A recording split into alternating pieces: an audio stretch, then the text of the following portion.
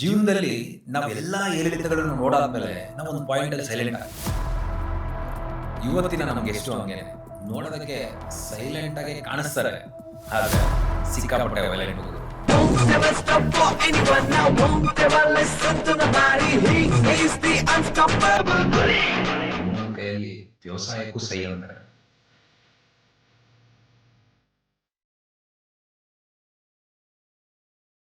ಭಾರತದಲ್ಲಿ ಅತಿ ದೊಡ್ಡ ವರ್ಸಟೈಲ್ ಆಕ್ಟರ್ಗಳಲ್ಲಿ ಒಬ್ಬರು ನಮ್ಮ ಜೊತೆ ಇದ್ದಾರೆ, ಕಿಶೋರ್ ಸರ್.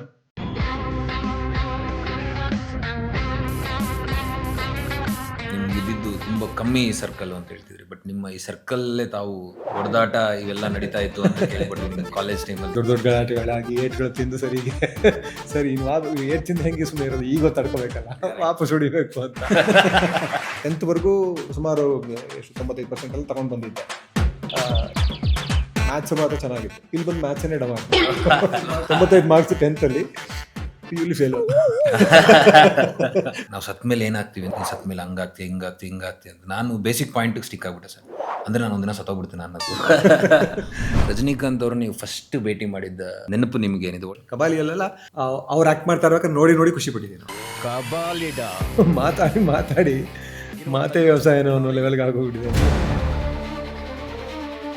ಏನು ಇನೋವೇಟ್ ಮಾಡಿಲ್ಲ ಇಷ್ಟು ವರ್ಷದಲ್ಲಿ. ಈಗ ನಾನೇ ಏನು ಮಾಡಬೇಕು ಅಂತ ನಮ್ಮ ಸಮಾಜ ಉದ್ಧಾರನೇ ಆಗಿಲ್ಲ.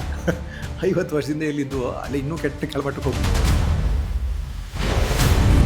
ಭಾಷೆ ಬಗ್ಗೆ ಮಾತಾಡ್ಬಿಟ್ರೆ ಎಲ್ಲರೂ ಕೇಳ್ಬಿಡ್ತಾರೆ. ನಾನೇ ಚಕಾಟೆ ಉಗಿಸ್ಕೊಂಡಿದ್ದೀನಿ. ಯಾರೋ ಒಬ್ಬ ಮುಸ್ಲಿಂ ಹುಡುಗ ಕೊರಗೊಜ್ಜನ ಹುಂಡಿಗೆ ಕಾಂಡಮ್ ಹಾಕ್ತಾರೆ, ಹಂಗಾಗಿ ಒಂದು ರಕ್ತ ಕಾರಿಸೋದ ಕಾಂತಾರದಲ್ಲಿ ದೈವ ಹೇಳಿದ ಇದು ವಿಷಯ ಸತ್ಯ ಆಯಿತು ಅಂತ. ದೇವ್ರು ಇದ್ದಾರೆ ಅನ್ನೋದಕ್ಕಿಂತ ಇಲ್ಲ ಅಂತ ಹೇಳೋದಕ್ಕೆ ತುಂಬ ಧೈರ್ಯ ಬರುತ್ತೆ. ನಾನು ದೇವರ ನಂಬಿಕೆ ಇಲ್ಲ. ದೇಶಕ್ಕೆ ತುಂಬ ದೊಡ್ಡ ಕಂಟಕ ತಂದು ಅಂದರೆ ಮಾಧ್ಯಮದವರಾಗಿ